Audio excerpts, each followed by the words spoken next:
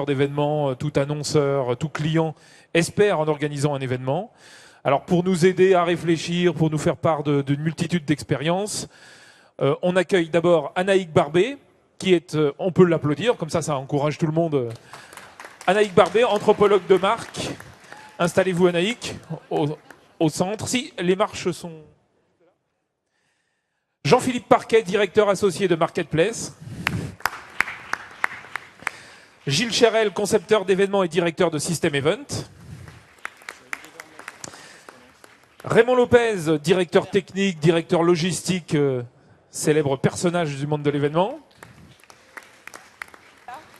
Nicolas Manichon, ETC, et Alex Mestro, super bien. Donc Nicolas est chef de projet chez ETC, Alex Mestro chez Superbien. Et on évoquera avec eux tout à l'heure un exemple d'effet waouh. Voilà, madame, messieurs, merci de vous être mobilisés pour Event.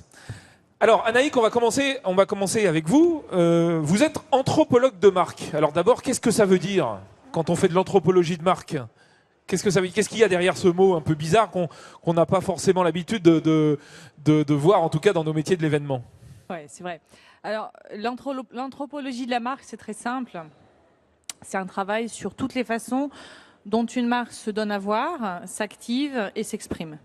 Donc, c'est à la fois un travail qui consiste à amener de la valeur tangible en tenant énormément compte de l'intangible et de la trace. Alors, justement, on va commencer avec cet effet waouh.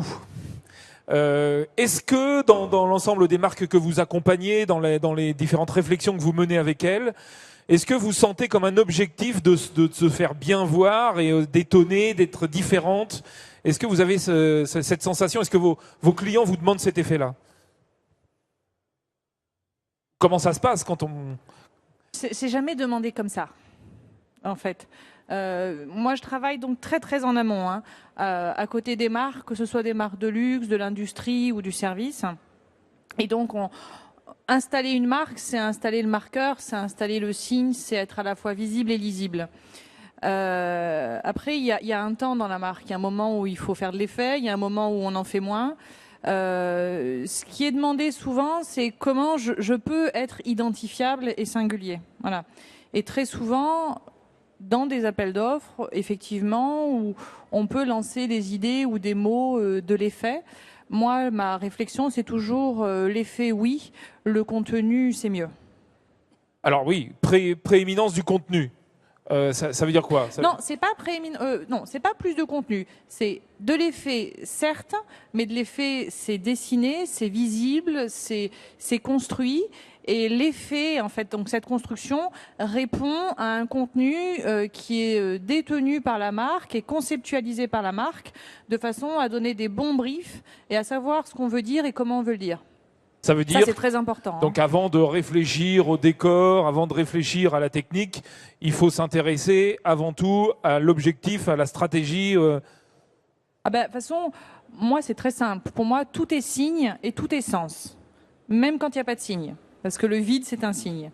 Et tout a une signification. Moi, je passe mon temps à décoder, à réencoder et à faire, comment dire, à amener une grille de lecture sur le plan autant culturel que cultuel, suivant les pays, suivant les marchés.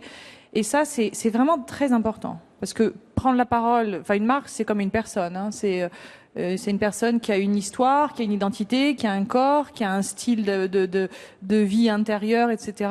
Et à partir du moment où on prend la parole, il faut savoir ce qu'on va dire et comment on va le dire. Et aligner. Alors, est-ce qu'il n'y a pas un décalage parfois entre ce que la marque veut dire et ce que les gens sont capables de recevoir ? Est-ce que, mais je pense que souvent, il y a un décalage entre ce que la marque veut dire sur l'instant et une inscription sur la durée par rapport à des objectifs stratégiques à long terme. Et c'est là où, moi, très souvent... je peux être en décalage et des fois en bisbille avec les clients, mais on s'en parle et je suis là pour ça, parce que il y a le court terme, le moyen terme et le long terme. Donc faire pour faire, c'est bien, mais s'agiter dans tous les sens, des fois, c'est pas très bien. Alors comment, alors si on on ramène un petit peu à notre marché de l'événementiel, comment aujourd'hui vous savez, enfin quels sont les outils que vous utilisez pour rendre une marque visible sur un événement? Jusqu'où ça va dans votre logique? Jusqu'où ça va? Moi, je dirais plutôt par où ça démarre. Parce que d'abord, c'est un travail très en amont où j'aide la marque à établir ce que j'appelle la Bible. Donc la Bible de la marque, c'est quelque chose qui va être complètement cross-fonction, qui va permettre de mener de multiples briefs sur différents supports. Et ensuite, on va jusqu'à travailler la traduction dans le moindre micro-détail, sur un point de vue de lecture à 30 cm de recul ou à 1 km de recul. Et donc, tout ça se traduit par des projets de communication, qui sont verbaux, qui sont non-verbaux, des projets qui sont de l'architecture intérieure, du réceptif, du CRM, etc. Et tout ça, ça s'aligne. Voilà. Donc alors c'est pas facile d'expliquer opérationnellement comme ça, mais ça se fait et ça se traduit vraiment opérationnellement. Après, il y a des effets, des décors, des techniques, des compétences, des expertises. Mais moi, je milite pour que, avant de savoir jusqu'où on va, savoir d'où on démarre. Donc un brief professionnel, où on sait ce qu'on veut faire dire à la marque, enfin en tout cas où ce que la marque a envie de dire, et après charge à tous ces professionnels d'essayer de respecter au plus profond la marque dans les décors et dans les techniques. Ouais, après il faut aussi accompagner les professionnels, c'est-à-dire qu'il y a un moment où il y a des expertises partout, et il faut quand même, à côté des marques, donc à côté des donneurs d'ordre, avoir une grille de lecture qui est quand même pertinente. Et tous les donneurs d'ordre ne peuvent pas l'avoir, c'est un peu normal, enfin, c'est aussi une compétence. Vous avez en face de vous des gens, des décisionnaires, des donneurs d'ordre qui sont culturellement, comment dire, en phase avec les objectifs de leur marque? Pas toujours, pas toujours.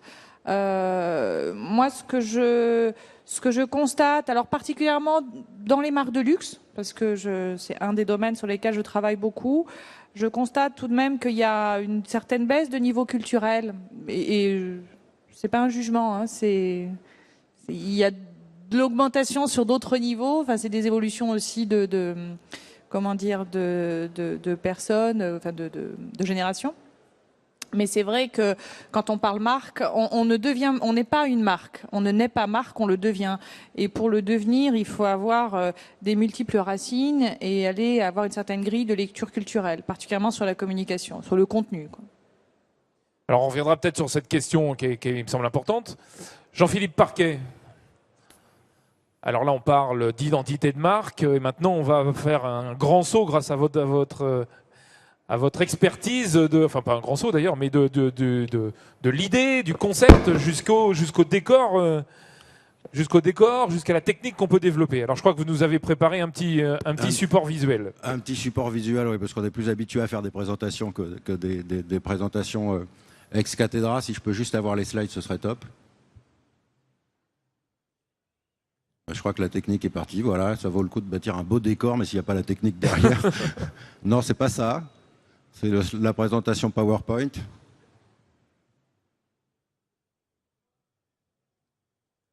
Voilà, l'événement, c'est ça aussi. Hein. On peut faire des décors, des choses comme ça. Si la technique ne suit pas, il n'y a rien. Voilà, donc l'idée, c'était de se dire, en effet, quand on parle de décor, c'est quelque chose qui est important dans un budget pour un annonceur, c'est clair. Et du coup, en effet, je reviens tout à fait là-dessus. On n'est pas des artistes, c'est-à-dire que, comme le dit Victor Hugo, la forme, c'est le fond qui remonte à la surface. C'est véritablement ça, et là on est tout à fait d'accord. On veut exprimer quelque chose, c'est véritablement pour ça. On n'est pas des artistes. Si on était des artistes, on serait à la FIAC, on ne serait pas ici. Donc on crée vraiment un décor pour donner sens, pour donner vie à la marque. On est en fait l'interprétation dans 3D de ce qu'est la marque. On est le prolongement de ce qui se passe en magasin, de ce qui se passe dans un certain nombre de choses. Et là-dessus, on l'exprime totalement. On a suivi le reste de la communication clairement, c'est-à-dire qu'on nous demande aujourd'hui, à travers ce décor, mais pas qu'à travers ce décor, de raconter des histoires de marque. C'est dans la communication, mais c'est bien sûr arrivé aussi dans la communication événementielle. Et le décor sert aussi à raconter des histoires, et c'est ça qui est important. On dit bien quand on raconte une histoire, je vais planter le décor. Et ben on voit bien que le décor, il sert justement à permettre de regarder une histoire. Et puis on est passé à ce qu'on a appelé l'experiential marketing. C'est intéressant de voir par exemple chez nos amis américains, les agences d'événements en tant que telles n'existent pas vraiment. Elles existent sous une autre forme, ce qu'ils appellent eux l'experiential marketing, qui est bien faire l'expérience de la marque. Et c'est vrai que faire une convention, faire un événement, c'est fidèlement donner la possibilité au public, quel qu'il soit, de vivre cette expérience de la marque, que ce soit le management, que ce soit le produit, que ce soit l'univers. On en parle dans l'univers du luxe. C'est vrai que le luxe est très sensible à l'événement parce qu'elle permet justement de mettre en scène l'univers et que c'est important. Si on parle de nos amis américains, ce qui est intéressant, c'est la manière dont ils analysent, eux, les événements, avec ce qui fait Sense, Think, Feel, Act et Relate, ce qui veut dire qu'un événement, ça doit faire du sens par rapport à la marque, par rapport à son positionnement, par rapport à ses valeurs. Ça doit faire réfléchir, parce qu'on ne fait pas des événements gratuits, hein, il y a un message à faire passer derrière. Ça doit être du feel, parce que vous devez sentir une joie, vous devez être content d'avoir votre patron extraordinaire. L'émotion, l'effet waouh, hein, le waouh effect que tout le monde recherche. Il faut que ça acte, parce que derrière, il faut du retour sur investissement. Donc il faut que derrière les gens fassent quelque chose, qu'ils aiment votre produit, qu'ils aiment votre marque, qu'ils aiment le management. Et puis relate, c'est de plus en plus, c'est ce qu'on en parlait tout à l'heure, c'est le fait de tweeter, c'est le fait d'avoir des retours sur Facebook, c'est d'en parler, et ça c'est important. Et quand on voit cette grille d'analyse, on se dit que finalement l'importance du décor, il dépend aussi finalement de l'importance de ce qu'on met dans chacune de ces cases. Si j'ai un événement qui est très sync, j'ai pas forcément besoin d'un grand décor. On regarde, ce qu'on dit ici est fondamentalement intelligent, on n'a pas besoin d'un grand décor. Si on disait des bêtises, on aurait peut-être besoin de paillettes, d'énormes écrans, et comme on dit, ce qu'on dit est très intelligent, finalement on n'en a pas besoin. Par contre, si mon idée c'est de faire du feel et du relate, forcément je vais aller faire dans le décor. Si on passe dans la version française, c'est un peu plus le bordel, c'est normal, on est en France, on est un tout petit peu moins organisé. Il y a plein de choses qui rentrent en compte dans le décor, qui sont en effet des choses qui nous impactent, nous, de plus en plus professionnels, qui sont les temps de montage, le budget. Et en fait, si vous n'avez pas de temps pour répéter, vous ne pouvez pas non plus bâtir un décor très compliqué à utiliser. Il y a de la prod, il y a de la déco, il y a de la technique, et on s'aperçoit qu'on va aussi vers la facilité parce qu'on a des clients qui passent de moins en moins de temps à répéter, et que si on veut maîtriser les choses, finalement le décor, il est de plus en plus fluctuant. Tout ça, je vais passer vite parce que je dépasse mon temps. Une fois de plus, le décor, il est nécessaire parce qu'il est un support. Vous envoyez pas un patron d'entreprise devant 5000 de ses collaborateurs sur un pupitre tout seul, et on a besoin d'augmenter l'émotion et d'augmenter les choses. Même chose, vous prenez Johnny Hallyday qui monte tout seul avec sa guitare sèche au Stade de France, c'est un bide. S'il y a plein de choses derrière, c'est important. Donc quand vous voulez investir un stade pour faire une cérémonie d'ouverture ou de clôture, vous avez besoin d'un décor qui soit à l'image du lieu. On a un autre exemple ici, si on peut passer la suivante.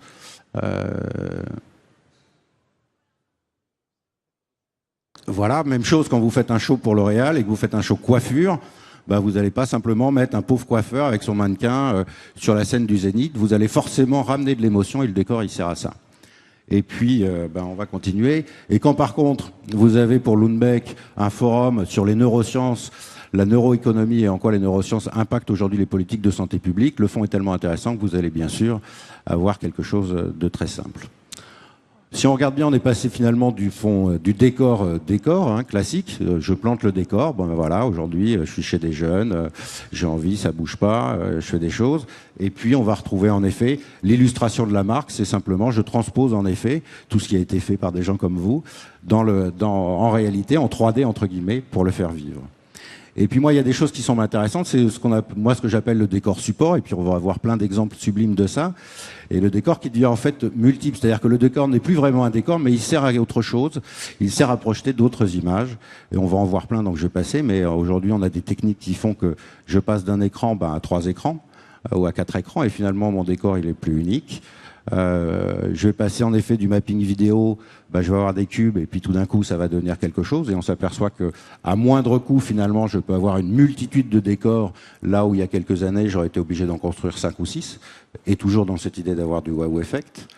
Ça, c'est du Dassault Systèmes, c'est des choses qu'on connaît bien. L'idée, c'était de dire, ils partent d'une feuille blanche et puis tout d'un coup, ils modèlent le monde grâce à leur simulation 3D et on a finalement des écrans qui avancent non plus sur le côté, mais vers l'avant, et on a un certain nombre de choses comme ça. Et puis, on va regarder... Et puis moi, il y a des choses qui m'intéressent, c'est le décor qui n'existait pas. C'est-à-dire que finalement, les techniques aujourd'hui qui permettent de la visualisation 3D, les hologrammes, les choses comme ça, font finalement qu'on a des décors qui n'existent plus. Si on regarde bien, là, c'est Anna Sancio de Dassault Systèmes qui fait une interview avec Chris Bungle en hologramme. Donc finalement, il n'y a pas ça. On va prendre, je vais citer mes amis d'auditoire pour une convention Alstom, où finalement, il n'y a pas de décor, puisque c'est de la réalité augmentée, et tout se passe dans l'écran. Donc en fait, il n'y a pas de décor sur scène, il n'y a rien du tout. Et puis je vais citer par Hatsune Miku. Hatsune Miku, c'est une vocaloïde. C'est assez intéressant dans l'esprit. Une vocaloïde, c'est quoi? C'est en fait un personnage, c'est une star au Japon. Elle fait des concerts de 5 à 10 000 personnes. Et en fait, cette jeune fille n'existe pas, puisque c'est de la pure virtualisation. Et on s'aperçoit que finalement, on peut arriver que peut-être un jour, on aura aussi finalement des intervenants virtuels qui n'oseront plus venir devant leurs collaborateurs ou devant les gens et qui vont faire. Mais ce qui veut dire aussi que derrière, il y a quelque chose d'intéressant. C'est que tout ce qui est technique d'hologramme, tout ce qui est technique, vont finalement faire que peut-être qu'un jour, on n'aura vraiment plus rien sur scène et qu'on aura un décor totalement virtuel qu'on pourra changer à loisir. L'important quand même, on parlait du wow effect, c'est de rester extraordinaire ou en tout cas extraordinaire, puisque si on parle bien d'événements, c'est de ne pas faire la vie de tous les jours. Et donc l'idée, c'est bien de proposer un moment initial. Et puis moi, je finis toujours par ça, parce que je trouve que c'est important quand vos clients commencent à dire « Oh là là, le décor, c'est cher, hein, mais finalement, est-ce que ça vaut vraiment le coup ?»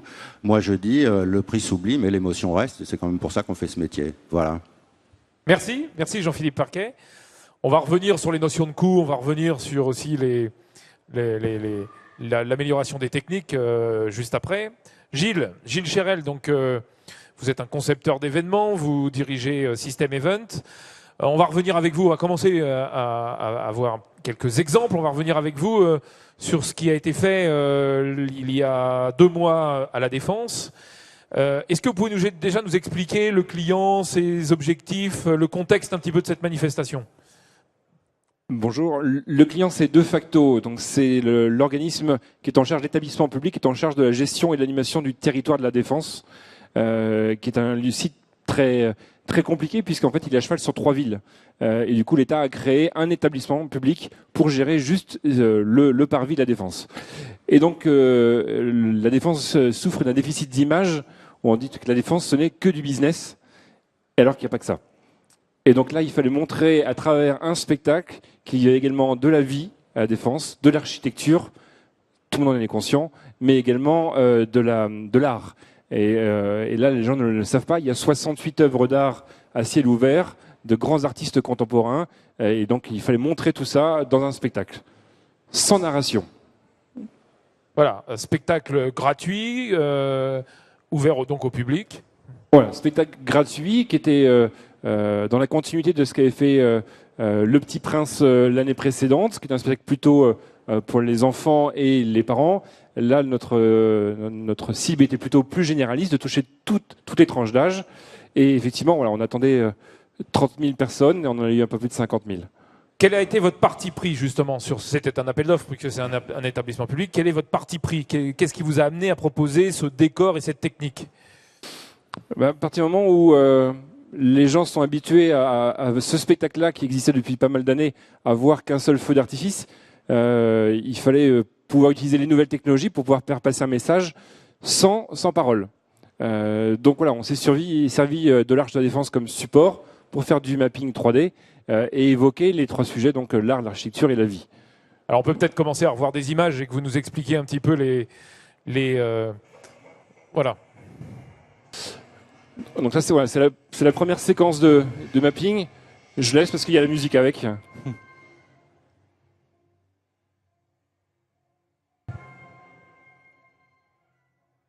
Donc 7500 mètres carrés. Oui, 7500 mètres carrés d'images, 28 vidéoprojecteurs. Donc ça, c'est effectivement des effets mapping parfois classiques, parfois aussi innovants. Un support très compliqué en même temps parce que c'est très carré, pas très large. L'arche, c'est 110 mètres de haut sur 110 mètres de large. On a l'impression que c'est rectangle, mais non, c'est carré. Et les côtés ne font que 26 mètres, donc une surface de projection pas simple du tout à travailler.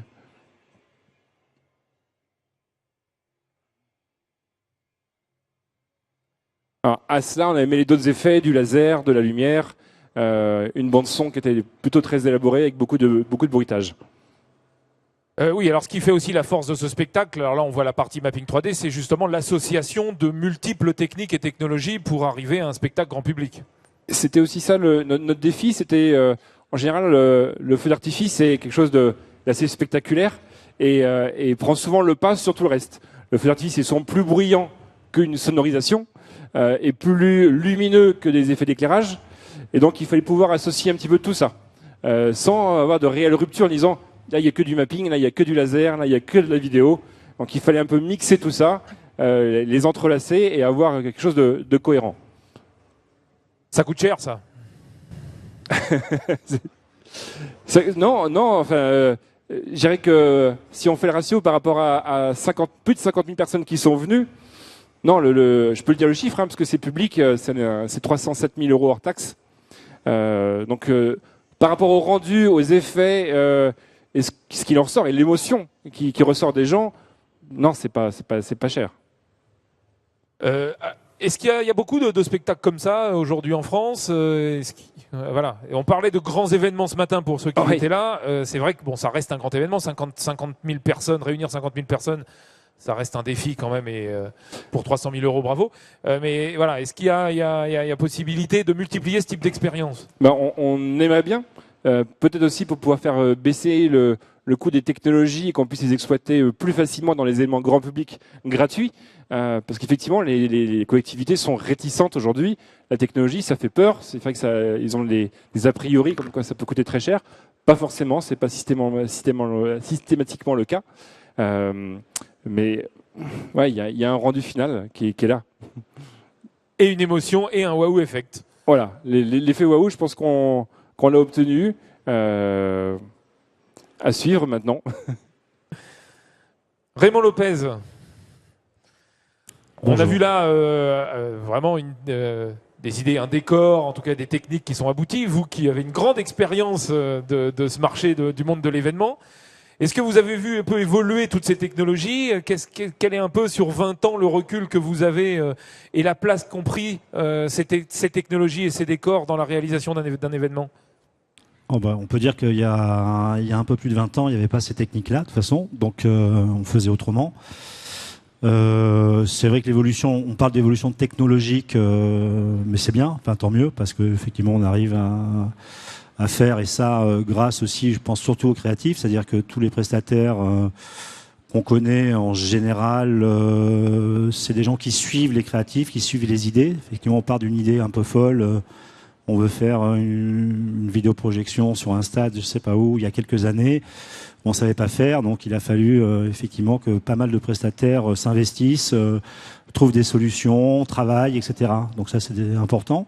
Et on n'arrête pas, effectivement, sur l'aspect technologique. Mais il n'y a pas que ces aspects-là. Enfin, sur des événements grand public, on intervient aussi sur d'autres méthodes. C'est-à-dire que il y a plein d'événements grand public, on ne fait pas du tout appel à ce type de technique, où on va plus sur de l'industriel, on va plus sur des moyens qu'on cherche, qu'on va trouver, ou sur anciens systèmes. Des exemples, on le fait de moins en moins, mais quand on fait des vols aériens, des vols humains, on n'a jamais trouvé mieux que ce qu'on a fait il y a 300 ans ou 400 ans. Donc même si on essaie de motoriser, etc., c'est voilà. Donc on allie à la fois actuellement sur les grands événements, enfin je pense, des techniques très technologiques, des techniques plus industrielles et des techniques, des anciennes techniques, quoi. Donc vous dites, et ce qui est important, c'est la technique suit les idées, suit les créatifs. Une fois que l'idée est développée, vendue, voilà, on est là, il faut faire. C'est vrai qu'il faut faire. Alors on essaie d'intervenir le plus souvent en amont. Et sur des projets un peu conséquents, quand on arrive, effectivement, l'idée est là. On essaie de se rapprocher au maximum de l'idée, en termes de faisabilité, technique, logistique, en termes de coût aussi, bien sûr, parce que voilà. Et c'est vrai qu'on est, je trouve, moyennement audacieux, quoi. C'est-à-dire hier, on parlait de l'audace, par exemple.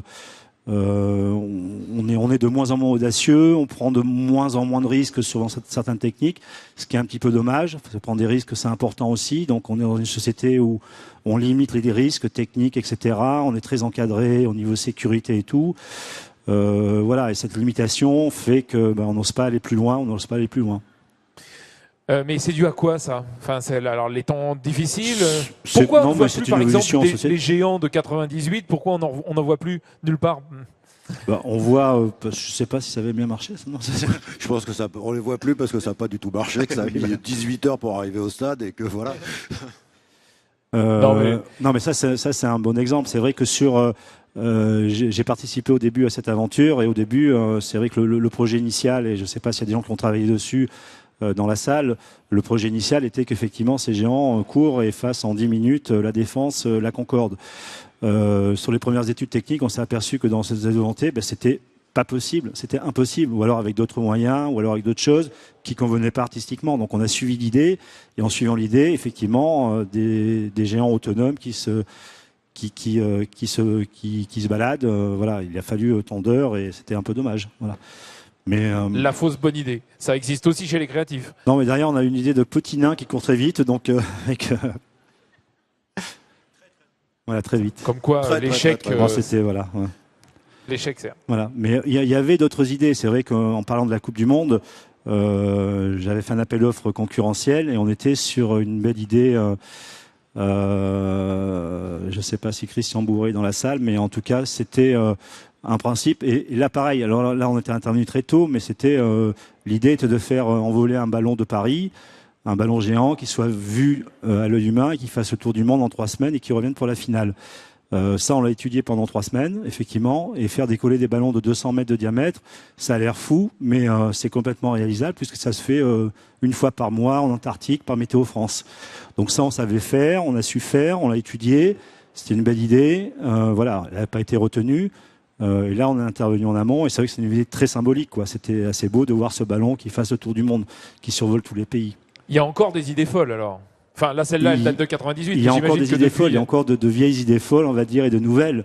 Et c'est là où on intervient, et c'est là où il faut qu'on aille chercher, techniquement en tout cas, en ce qui me concerne, des solutions qu'on n'a pas forcément. C'est vrai que les solutions classiques d'événements, de faire de la vidéoprojection, de faire du mapping, etc., c'est des solutions qu'on maîtrise très bien maintenant, voilà, et qu'on va maîtriser de mieux en mieux, et on va pouvoir faire des choses encore plus grandes.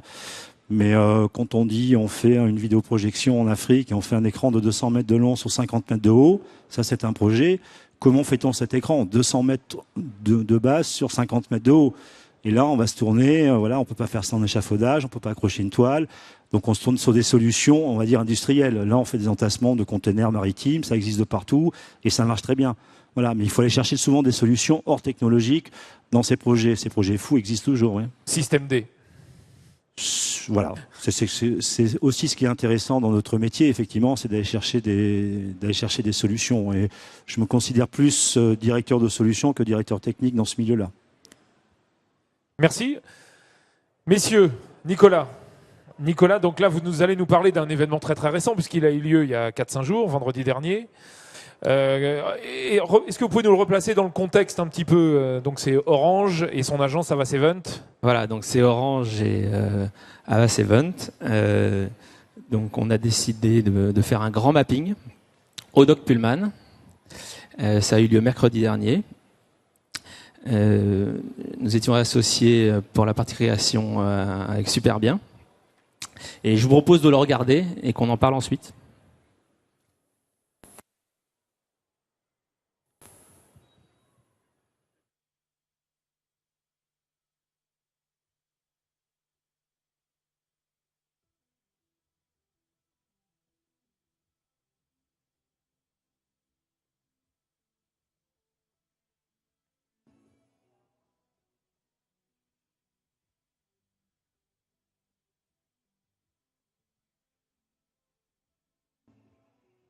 Donc là, on est...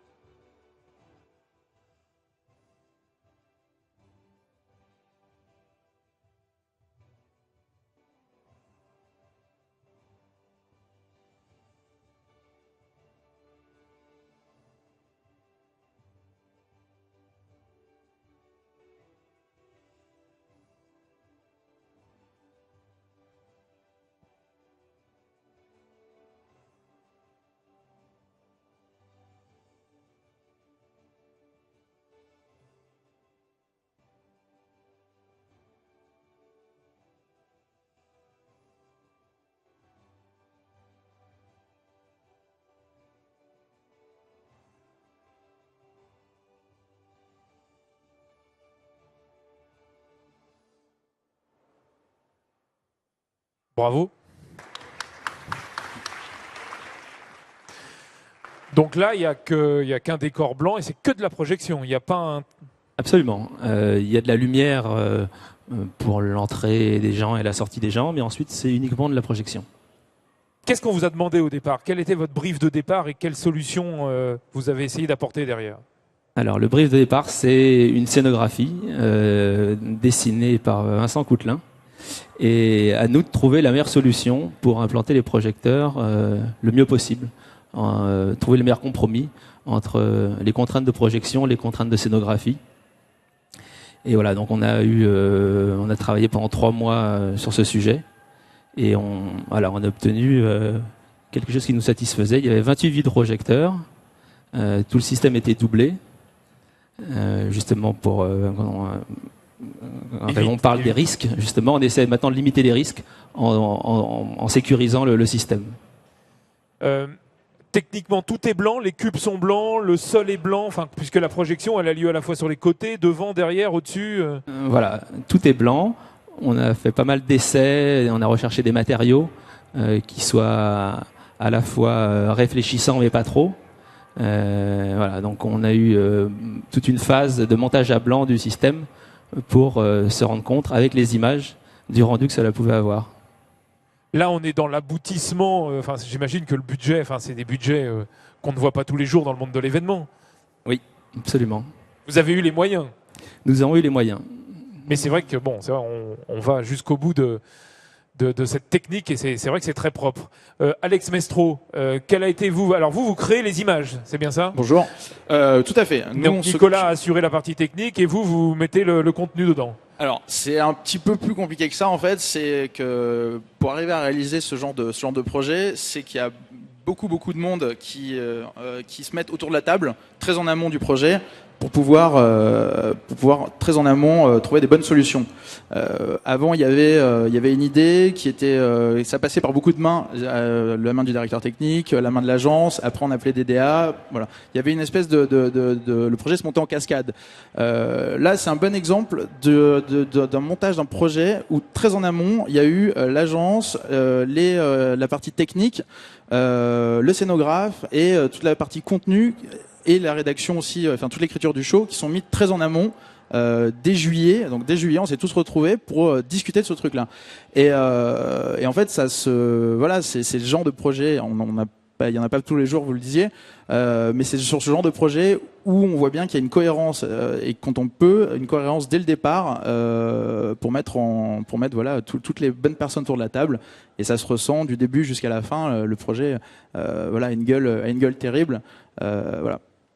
Mais artistiquement, alors j'imagine que quand on crée des images, on a un travail artistique. Comment on arrive à synthétiser les désirs de l'ensemble des personnes que vous avez décrites pour créer ce décor assez exceptionnel? Encore une fois, c'est l'expertise, la compétence. Comment? C'est l'expertise de super bien, la compétence. Oui, ouais, non, je pense que c'est plutôt, encore une fois, c'est plutôt travailler en synergie avec plein de bonnes personnes en fait. L'idée, c'est de mettre autour de la table encore une fois les bonnes personnes. Nous, on ferait pas grand-chose en fait si ETC ne maîtrisait pas sa partie, si l'agence ne maîtrisait pas sa partie, si le scénographe. Voilà, donc c'est.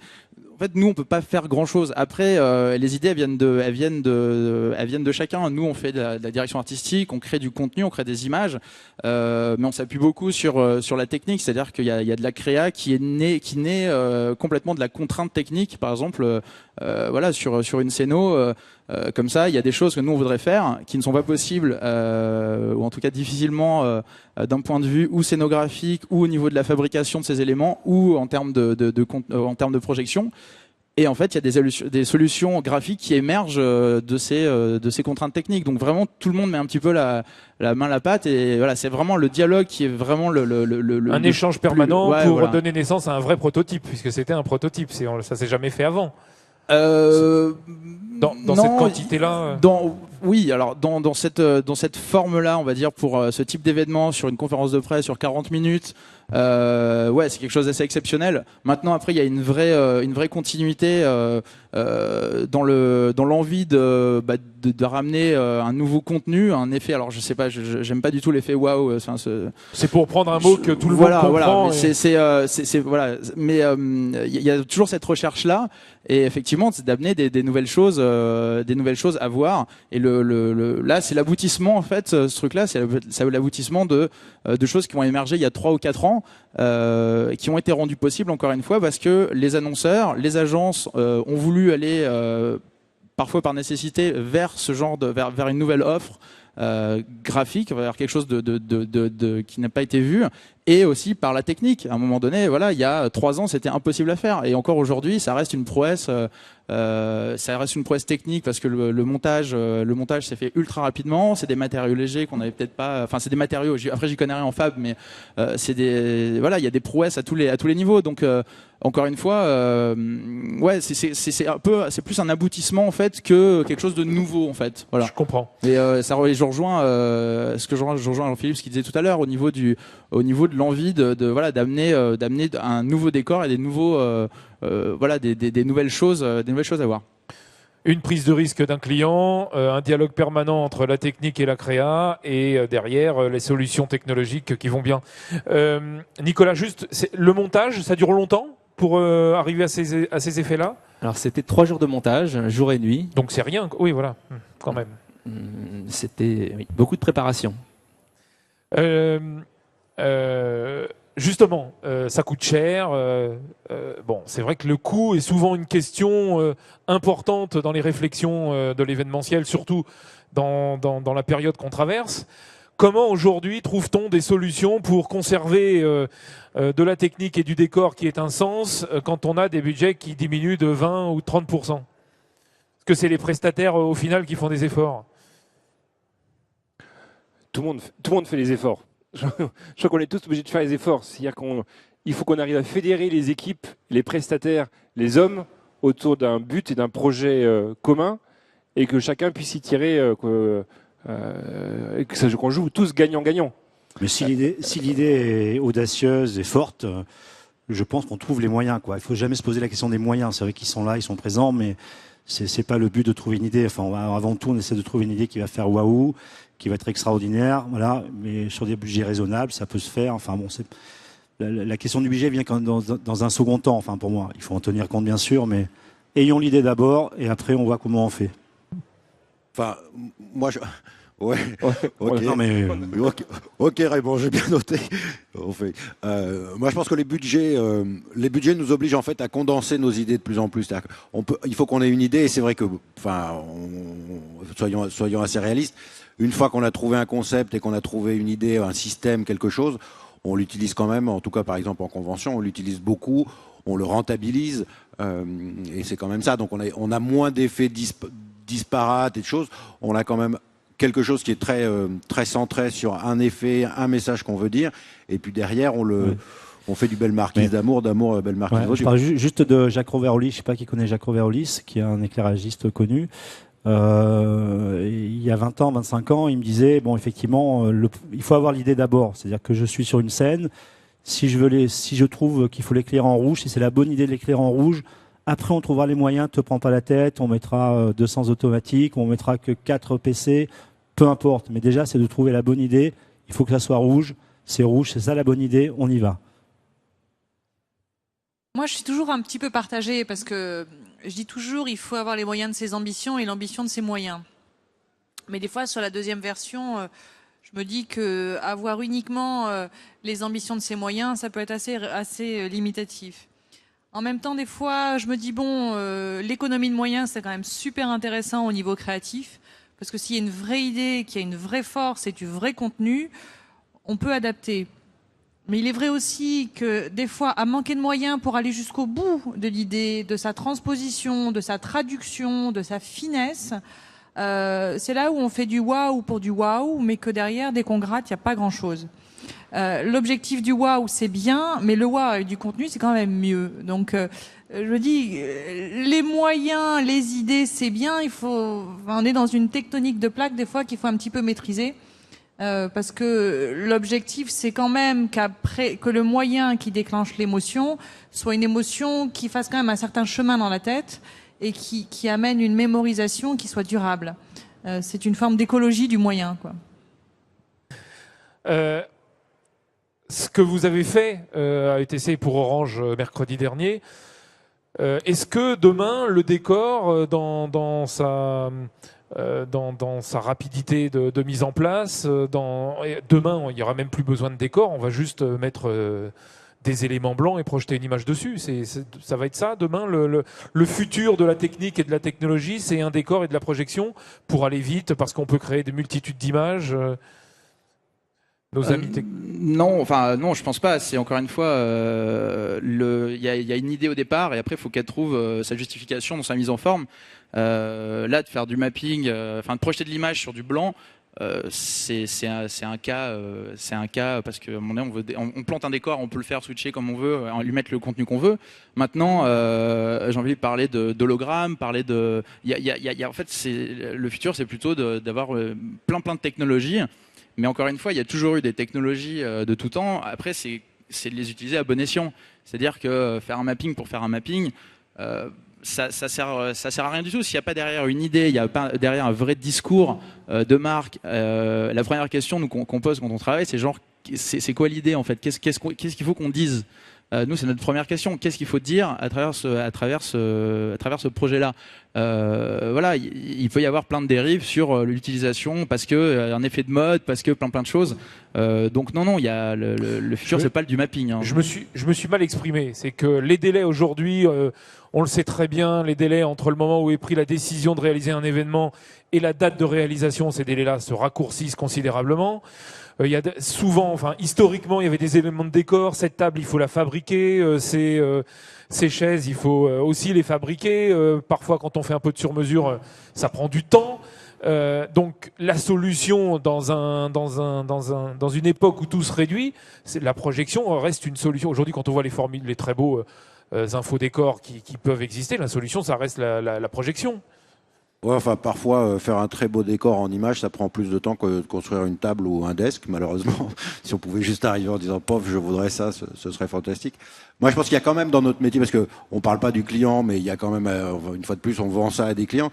Je pense qu'il y a des effets de mode chez nos clients quand même, parce que ils se retrouvent entre des RH, entre grands patrons, ils se disent, ah, t'as fait quoi pour ta dernière convention? J'ai fait du mapping. Il revient chez lui, il dit à son directeur de com, Marcel, il faut qu'on fasse du mapping. Voilà. Après, on a vu un moment arriver les Kinect qui étaient, je peux bouger les images. Voilà. Et du coup, je suis maître de mon information et je suis à la fois le présentateur et l'acteur de ma scénographie. Ça a commencé à venir et puis c'était compliqué parce que ça veut dire qu'il faut répéter. On a des intervenants, en tout cas dans le corporate, ils aiment pas répéter. Donc, il y a un peu des effets de mode. Il y a des choses qui apparaissent en technique grâce en effet à des créatifs qui font quelque chose à un moment, à un endroit de la technique qui arrive et puis on reprend tous. Je pense que voilà, on va suivre à la fois l'évolution technologique, de ce que va nous permettre de faire aujourd'hui tout ce qui est vidéoprojecteur, tout ce qui est hologramme, tout ce qui est simulation 3D. Et puis on va aussi, comme on est en compète en permanence, parce qu'il y a aussi ça, on va aussi être à l'écoute de ce dont ont envie nos clients. Parce qu'une fois de plus, nos clients progressent aussi avec ce qu'ils voient, avec ce qu'on leur propose, ce qu'ils voient dans d'autres agences. Et tout ça fait qu'en effet, donc l'avenir du décor, je pense qu'un jour on dira, refaire un décor à l'ancienne. Toile peinte, ce sera phénoménalement à la mode. Et puis tout d'un coup, on dira, voilà, faut de nouveau faire de la toile peinte. Puis tout le monde en aura marre et on refera du mapping, on refera des choses. On est un peu comme la mode, quoi. On change. Et on a des clients qui sont toujours anti-nouvelle technologie aussi, et qui ont peur. Parce que quand c'est trop neuf en termes de technologie, ils disent, mais est-ce que ça va vraiment marcher? Donc on le voit bien, vous avez doublé les vidéoprojecteurs pour Orange. Nous, on les a doublés pour la défense, parce qu'on a besoin de sécuriser le client, mais le client, il est super réticent, il a peur. Trop de technologie, parfois, peut faire très peur. Vous n'arrivez donc pas à rassurer? Oui, doubler, il faut arrêter de doubler parce que maintenant, c'est une technologie fiable et il faut prendre un peu de risque. Eux, ils sont contents, ils louent, donc voilà. Mais non, mais c'est vrai, c'est aussi cette prise de risque, c'est-à-dire que maintenant, il savait qu'il y a 15 ans, les vidéoprojecteurs qui tombaient en panne, je passe sous le contrôle de Nico, ça arrivait. Maintenant, c'est relativement rare, donc c'est psychologique, c'est voilà, on double pas tout. Ouais, Ouais, c'est vrai moi- que- Pardon. Avec le mot prise de risque, j'aime bien le remplacer par prise de rêve. Et c'est quand même intéressant parce que là, dans les exemples que vous avez vus, sont des exemples où on surdimensionne les choses. On peut aussi jouer sur des rapports d'échelle tout à fait plus petits. Mais il y a un moment où il y a eu quand même, dans tout ce qu'on a vu, il y a eu de l'imaginaire dans un cerveau, dans des cerveaux. Et la prise de rêve, c'est quand même très intéressant. Enfin, la prise de rêve, c'est quand ça se passe bien, mais quand ça se passe mal, c'est pour ça que je parle de Ouais, risque. mais- Là, il faut assumer aussi. Hein. Voilà, donc c'est bien juste sûr, à ce ouais. niveau-là. C'est une prise de tête quand ça se passe. Exactement.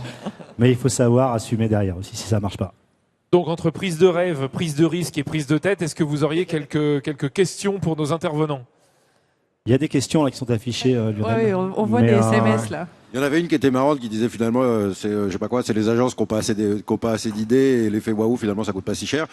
Oui, je pense que, enfin, comme dans la pub, on a plein d'effets waouh dans les tiroirs, on a plein de trucs phénoménaux. Une fois de plus, on a des clients en face, et si le client dit, écoutez, j'adore votre idée, mais on la fera pas, on va pas la financer tout seul. Donc, une fois de plus, il faut qu'on éduque nos clients, mais aussi il faut qu'on vende, quoi. On est des sociétés commerciales, hein, il faut qu'on fasse vivre du monde, et donc, faut qu'on gagne des projets, il faut qu'on arrive à convaincre. Et parfois, on dit, waouh, oui, super comme effet, mais ils ne l'achèteront jamais.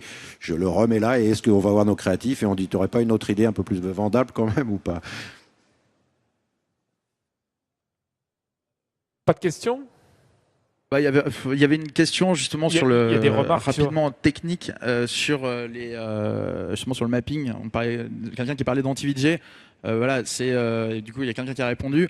Il y a eu AntiVJ faisait des choses dans le domaine artistique qui est viable, on va dire en labo, enfin en laboratoire ou sur des prestations artistiques. Après, voilà, quand on arrive à 28 vidéoprojecteurs sur des décors complexes avec un vrai derrière un vrai workflow et un pipeline de données qui doit être maîtrisé. Il y a un vrai gap qui a été fait en 3 ans par rapport à ce qu'a pu faire Johanny, qui sont par ailleurs des gens avec qui on travaille et qu'on connaît. Donc voilà. Donc il y a vraiment, c'est vraiment 2 chemins différents. Voilà, c'était le petit point. Il y a une question qui est quand même intéressante. Pour vous, l'avenir du décor est-il uniquement dans les nouvelles technologies? Je pense qu'on pourrait quand même en parler. Enfin... Alors ça a été... Oui, enfin moi c'est ce que je pense. Enfin, je pense pas du tout. Enfin, si ça l'est, mais en partie. C'est-à-dire que il faut arriver à allier, à mixer effectivement différentes solutions, que ce soit des nouvelles technologies, que ce soit des anciennes, que ce soit des moyens industriels, comme je disais, parce qu'on en a besoin sur certains gros événements. Voilà, des moyens qu'on va chercher à droite, à gauche, et des fois on découvre des choses extraordinaires quand on ouvre les yeux dans la vie courante, quoi, qu'on peut ramener à l'événement. Juste si on prend l'exemple par exemple de Dassault avec ses écrans qui avançaient, c'est pourquoi on a pu le faire, parce que pour l'instant on faisait très latéral, puis tout d'un coup parce qu'on a des vidéoprojecteurs qui sont capables d'entre guillemets de compenser la profondeur, donc on se dit c'est génial, c'est une nouvelle technologie. Par contre vous alliez derrière la scène, c'était 4 autres qui poussaient des écrans de 200 kilos. Donc c'est à la fois de la technique, on va dire de la technique moderne, et à la fois des types derrière qui poussent des écrans et qui ont dit on refait une répète, les gars, on repousse les 200 kilos. Et, Ouais. et c'est vrai que excuse-moi, c'est vrai que sur le mapping, ça manque un peu d'humain. Et on voit à la fin, bon, les humains arrivent, mais ça manque un peu d'humain, ça manque un peu d'artistes. C'était ma question. Il y a ouais. 20 ans, 25 ans, c'est vrai qu'il y avait énormément d'artistes, il y avait des compagnies de danse, il y avait des etc. qui intervenaient sur des conventions. On n'avait pas cette technologie-là, évidemment. Je trouve que ça manque d'humain un petit peu tout ça. Tout à fait, c'est juste ce que je voulais dire, c'est que par exemple le show qui a été fait à la Défense, d'allier du mapping avec des feux d'artifice, ça apporte une autre dimension aussi. Nous on essaie de travailler beaucoup aussi avec des danseurs ou ramener effectivement plus d'interaction avec des choses plus palpables, en tout cas avec peut-être plus d'humains.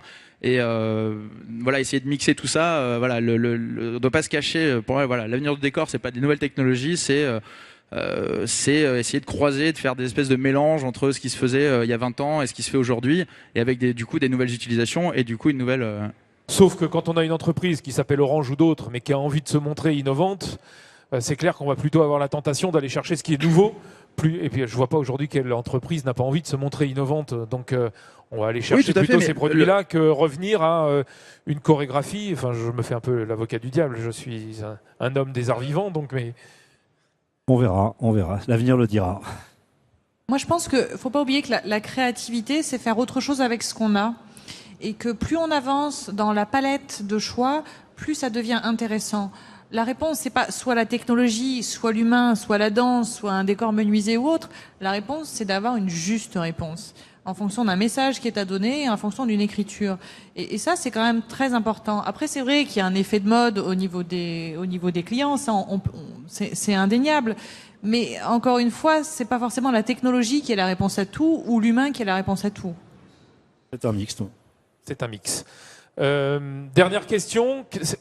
Demain, qu'est-ce qu'on va voir arriver? Qu'est-ce que vous, créatifs, concepteurs, anthropologues, directeurs techniques, chefs de projet dans le multimédia, créateurs d'images, qu'est-ce qu'on va voir demain?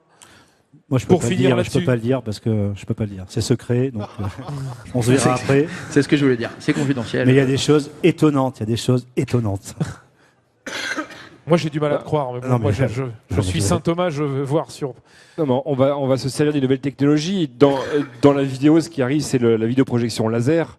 Et effectivement, ça va nous aider à faire des mappings encore plus grands ou de la vidéoprojection encore plus grande. C'est-à-dire qu'on va plus mapper l'arche de la Défense, mais on va mapper le quartier de la Défense avec une dizaine de vidéoprojecteurs en laser.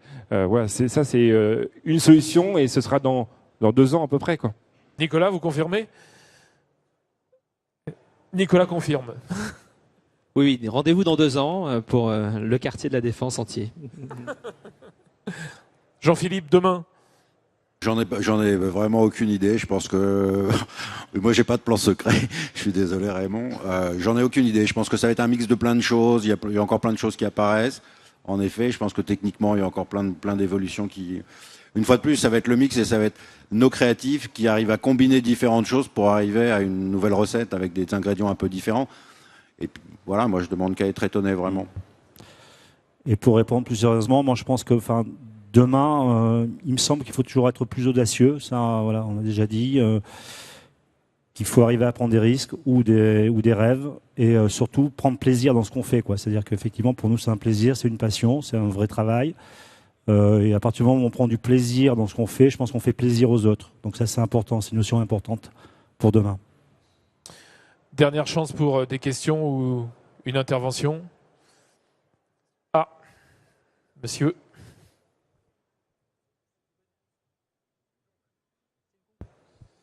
Bonjour, j'avais une petite question. Justement, il y a 20 ans, il y a un spectacle qui a été fait par un seul homme et qui a éclairé toute la Défense. Il s'appelait Jean-Michel Jarre, qui a fait un concert fabuleux. Je voulais savoir à peu près quel genre de technique avait été utilisée à cette époque, parce que le rendu était juste énorme. Je crois que l'effet waouh a même amené plus d'1 million de personnes qui assistaient à ce spectacle. Les projets, il faut savoir que Jarre l'avait fait à Houston en 87. C'était Marie-Jeanne qui avait fait les images, c'était Jacques qui avait fait la lumière, un petit assistant à l'époque. Et quand on est arrivé à Houston, qu'on a dit on va éclairer, projeter des images, c'était des PG, c'était l'ancêtre du PG. C'était des Pani, voilà. L'ancêtre du PG. Et quand on a dit on va éclairer ça, les Ricains ils ont dit mais ils sont fous ces Français, mais ils sont dingues, c'est impossible, c'est vrai. Et quand ils ont vu ça, et c'est vrai que Jarre a été un peu l'initiateur de ce type d'événement, quoi, de par le monde. Et ça a commencé, voilà. Et quand il était arrivé en France, c'est vrai que c'était des paniers, ce qu'on appelle des paniers, des images, encore des grands films. C'était des batteries d'éclairage, etc., quoi. Ouais. Mais ces techniques n'existent plus, sont plus employées. Quoi, ces projets-là ont permis des sauts techniques et technologiques. Absolument. Et c'est vrai que je pense qu'en France, on a une force, au niveau technique, c'est qu'on est, ce que je dis, un peu bidouilleur. C'est-à-dire qu'on va toujours chercher des solutions, on cherche des choses. On invente, on bidouille. On est un des rares pays ou une des rares à faire ce genre de choses. Quand vous êtes travaillé aux États-Unis ou en Asie, etc., c'est des gens qui sont très droits, machin. Ils font des trucs carrés. Dès que c'est un peu arrondi, c'est compliqué. Dès qu'il faut synchroniser un laser avec un bêta, un machin, ils savent pas faire. Parce qu'en France, on a des gens, des techniciens, des prestataires qui se penchent sur le problème, qui trouvent des machins, des bidouilles. C'est pas super référencé, ça devient après. Mais on trouve des solutions, c'est-à-dire qu'on s'adapte. On a aussi une notion de s'adapter par rapport au site qui est importante. Ce qu'a fait Jarre au début, c'est effectivement de prendre un site et s'adapter au site avec toutes les contraintes d'énergie, de projection, de sécurité, etc., etc. On est assez initiateur, je pense, en France là-dessus, et Jarre a été un précurseur là-dessus. Ouais. Autre intervention ou questions? Eh bien, sur ces bons mots, le plaisir, on retiendra le plaisir, l'idée, l'imagination, le rêve. Merci. Merci à nos intervenants et à très bientôt.